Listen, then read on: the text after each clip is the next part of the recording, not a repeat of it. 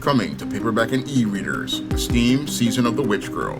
The aspiring angel takes on a wicked teenage witch in this action-packed all-new Steam series adventure. Pre-order your copy of Steam Season of the Witch Girl at Amazon.com and other online booksellers. One of the major mistakes I see many comic book writers and aspiring comic book writers make is not making their stories about people.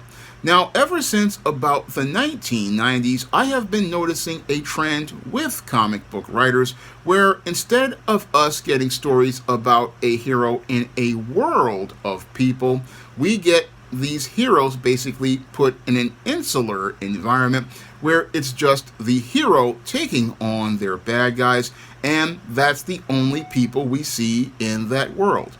And that really runs completely different than the comics I grew up with in the 70s and the 80s, where I just didn't see the superheroes taking on their bad guys, but I saw those heroes in a larger world of people. And as I saw those heroes in a larger world of people, that allowed me to see how those heroes had an impact on the lives of the average everyday man and woman.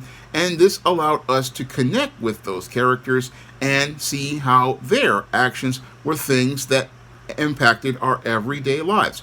Now, this goes back to a critical question that I always have to answer before I put fingers to the keyboard, and that question I have to answer is, why should I care? And why should I care? Because the reader needs to care, and one of the reasons why a lot of readers don't care about comic books anymore, especially superhero comics, is because those comics really don't have a lot of people outside of the heroes and their bad guys. And again, when it comes to that type of environment, people don't see those heroes as part of a larger world. And since they don't see those heroes in a larger world going out here serving people, then those people don't have a connection with those characters.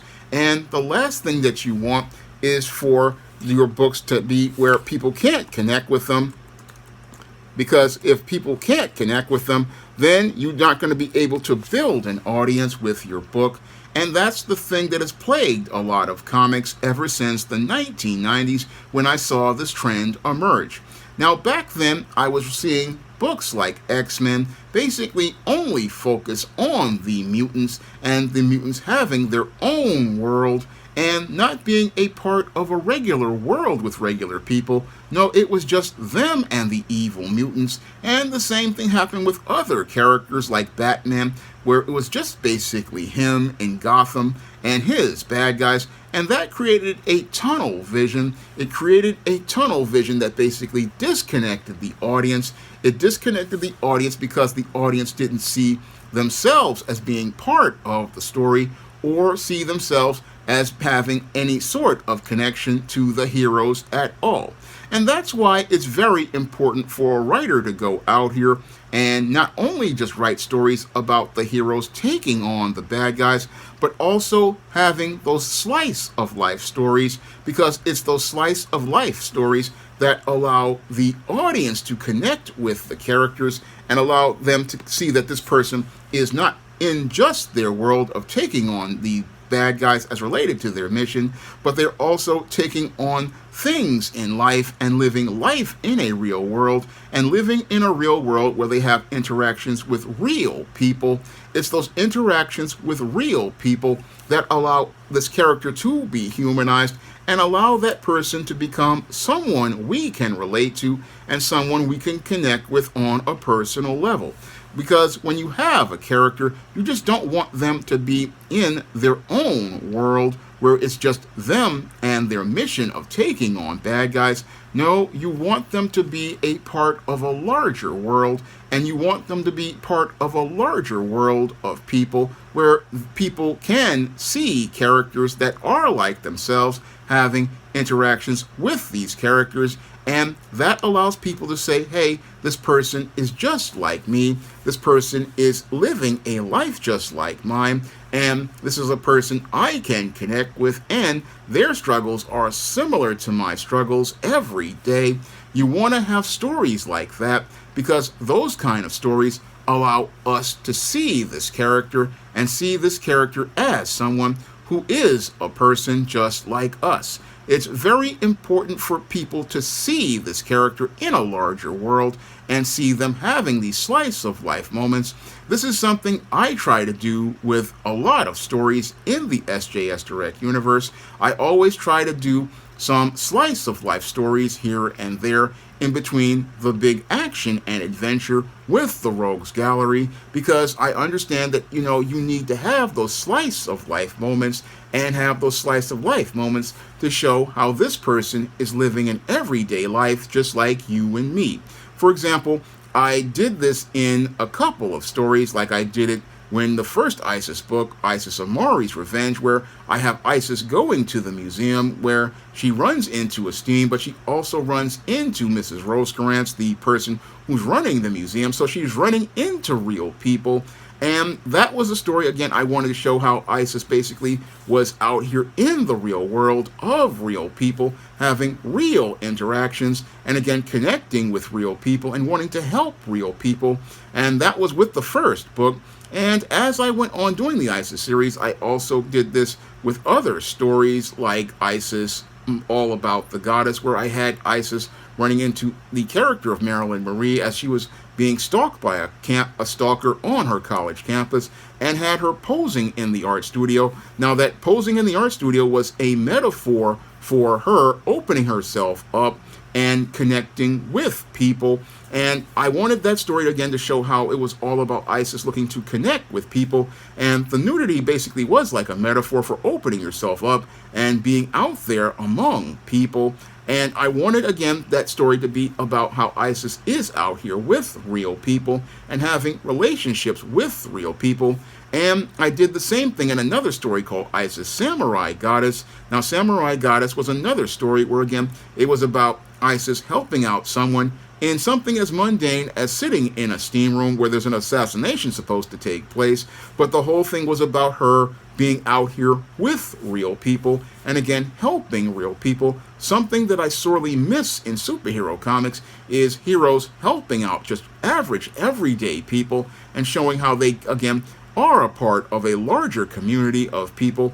That's something I did in Isis series books, and I also did it in Esteem series books like Little Girl Lost. In Little Girl Lost, I show how Esteem helps a little girl who seems to go out on her own to the movie theater and then gets lost in Times Square, and shows how Esteem goes to protect that little girl who has been lost and helps her after a villain goes out here and kidnaps her. And I wanted to again show how Esteem isn't just in the supernatural world of demons and monsters helping out John Haynes, but was also out here with regular people.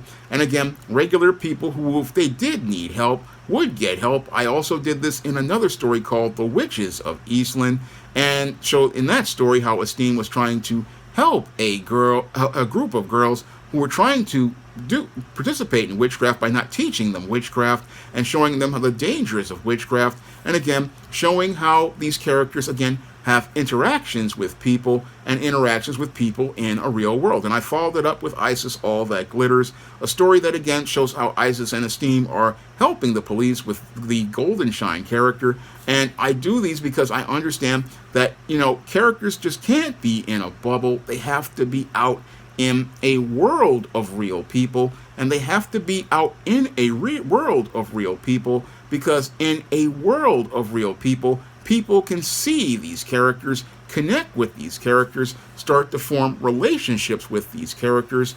And it's very important for people to see that, oh, these heroes, they're not just out here fighting their bad guys, but they're fighting for us. They're not just in their little world, we're having their little war with each other.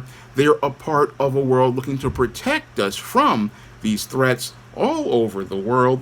That's what these heroes are trying to do. That's what's really been missing from superhero comics for a very long time. And it's been missing from superhero comics because a big problem I'm seeing with a lot of comic creators and a lot of comic book writers is, again, they write a very insular world where it's just, oh, heroes run into bad guys, go fight bad guys, and again, it's just them in a box, And again, that can be very stifling for a reader. It's stifling where all you see are the heroes fighting the bad guys and no interactions with other people. I mean, it's a real problem, and I've just seen it with so many comics ever since the 90s. I mean, writers basically are taking heroes out of the world of real people by doing things like minimizing their supporting casts as related to things. I mean, characters like Jim Rhodes or Jimmy Olsen or Lois Lane, they're getting less space in comics. Same thing with Spider-Man's big supporting cast, but those supporting cast and other characters were supposed to design to show us that superheroes are in a world of people. And again, if we don't see the world of people, it's hard for the average everyday person to care about superheroes. And that's one of the reasons why comic sales are at an all-time low at this point, because we're no longer seeing people in their world. And again, a writer, when you're out here, you have to understand, you just cannot write a character and just have them in the world all by themselves. I mean, that's a very boring thing. You got villains making plans, you got heroes making plans to stop the plans, but you're not giving us any sort of stakes that make us care.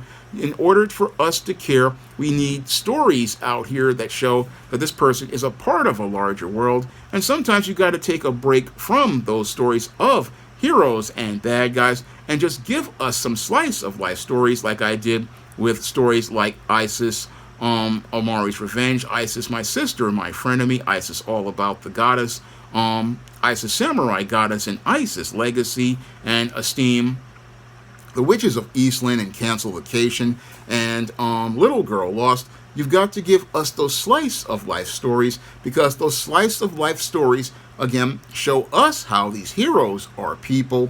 And if people can see themselves in this character, they can relate to that character. And if they can relate to that character, that's going to make them care about that story just that much more, because they see themselves in that story.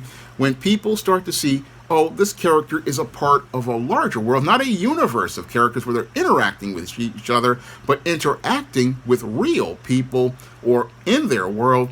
I mean, that is the thing that can make a difference in a story, seeing these characters interacting with people, because it makes us see, hey, this person, cares about people, makes us understand this person has a life outside of this costume or these adventures. They have things that they're interested in, things that they want to do, goals they want to accomplish, rather than going out here to just save the world. I mean, yeah, it's nice that Batman wants to, again, stop all the crime in Gotham City, but Bruce Wayne needs a couple of stories so we can get to know him. Same thing with many other characters. And again, this is where the slice of life story, again, is something essential to a writer's whole run of stories, because you need those people moments, you need those human moments. Again, this is what connects us to characters, and again, allows them to really come to life, where you can say, hey, that guy is just like me, or that girl is going through what I'm going through. I can understand this person. That's what you want with your storytelling. That's what you want overall. You want to really put fingers to the keyboard and really, again, make that hero a part of a larger world of people. And you want to do that because, again, you want the reader to say, hey, this is somebody that I can see is somebody I not only want to be like, but is someone who is just like me. And again, you really want to have more people in your world. You just don't want it to just be, oh, it's just him versus the bad guys, or going out checking the bad guys, or just out here's just the heroes and the villains, because that's just, again, a very limited world, a very narrow world, and a narrow world perspective. No, you want a larger world of characters, and a larger world of characters so that people can see how this person is someone, and someone who they can really trust, and trust to, again, be a hero that's not just out to go out here and fight their bad guys, but out to be a part of a larger world of people around them. Now, if you want to check out many of the books that I mentioned that were slice of life stories in the SJS Direct universe, you can check out those books such as Isis, Amari's Revenge, Isis, my sister, my frenemy, Isis all about the goddess, esteemed little girl lost, esteemed the witches of Eastland, Isis samurai goddess, and esteemed cancel vacation, not to mention even novels like Eternal Night, where I also show people in the stories. You can find those books in paperback and Kindle format on Amazon.com, and you can see how heroes and people interact with each other and how it makes for a world where more people care for each other. And you can find those books again on Amazon.com in paperback and Kindle format. You can also find them at other online booksellers like Draft to Digital, Google Play, Barnes & Noble, and big box retailers like Walmart and Target. And if you'd like to see me make more videos about writing and the craft of comic book writing, you can drop a donation to the Patreon, the PayPal, or the Cash App by clicking the links in the description box. That's all I have to say for this video. You can comment, rate, and subscribe. Coming to paperback and e-readers, John Haynes, A Thorn in My Side. The man who rules the world takes on an agent from the CIA from the Black Boule in this action-packed all-new John Haynes series adventure. Pre-order your copy of John Haynes' A Thorn in My Side at Amazon.com and other online booksellers. Support Black-owned and Black-operated digital broadcast media. www.niceradionetwork.com. Nice Radio Network, broadcasting 24 hours a day, 7 days a week.